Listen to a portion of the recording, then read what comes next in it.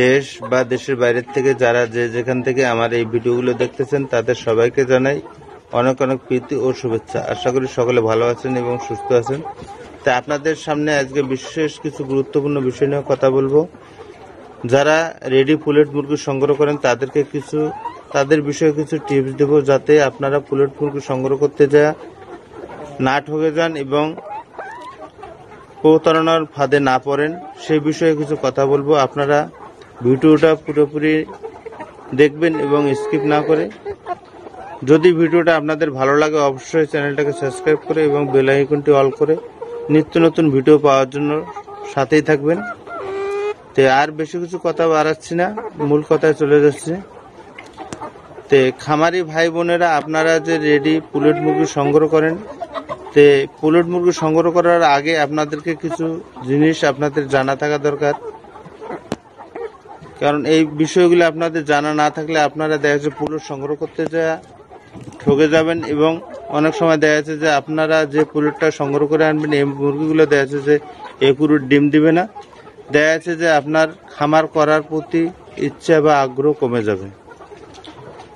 তো আমি তাই এই বিষয়ে কথা বলবো, আপনারা অবশ্যই মনোযোগ সহকারে এই কথাগুলো শুনবেন।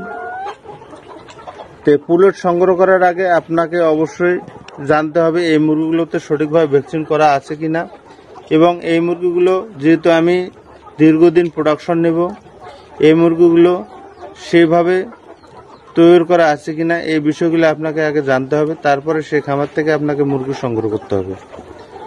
তো এই বিষয়গুলো আপনারা কিভাবে বুঝবেন? তো খামারে গেলে দেখা যাচ্ছে যে আপনারা মুরগির ঘরে ঢুকবেন, ঢোকার পরে দেখা যাচ্ছে যে মুরগির চতুর্থ সাইড দিয়ে হাঁটবেন, হাঁটার পরে দেখা গেছে যে আপনার মুরগিগুলো যদি উজ্জ্বল এবং চঞ্চল থাকে তাহলে মনে করবেন যে না, হ্যাঁ, মুরগিগুলো সুস্থ এবং সবল আছে। এবং ভ্যাকসিনের বিষয়ে দেখা যাচ্ছে যে খামারের এক বাচ্চা আনার পর থেকে দেখা যাচ্ছে যে প্রতিদিনের ওষুধ এবং প্রতিদিনের নিয়মিত যে চার্ট আছে, আপনারা এই চার্টটাকে ফলো করবেন এবং এই মুরগিটাতে কি কি ভ্যাকসিন করা আছে কি নাই এই বিষয়গুলো আপনারা চার্ট দেখে তারপরে খামারের সাথে কথাবার্তা বলবেন।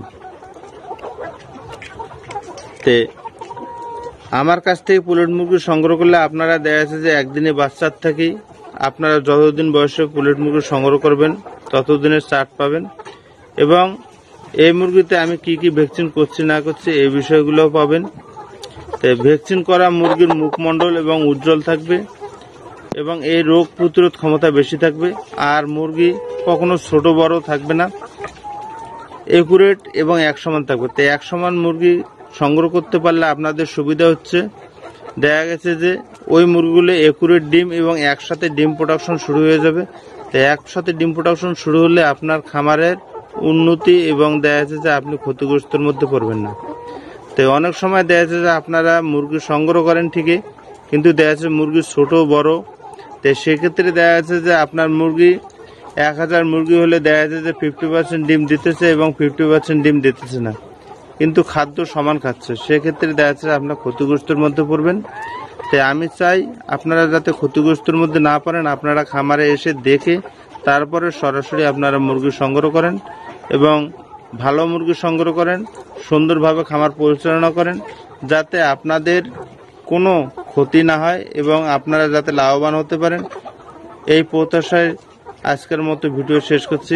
ভালো থাকবেন এবং সুস্থ থাকবেন।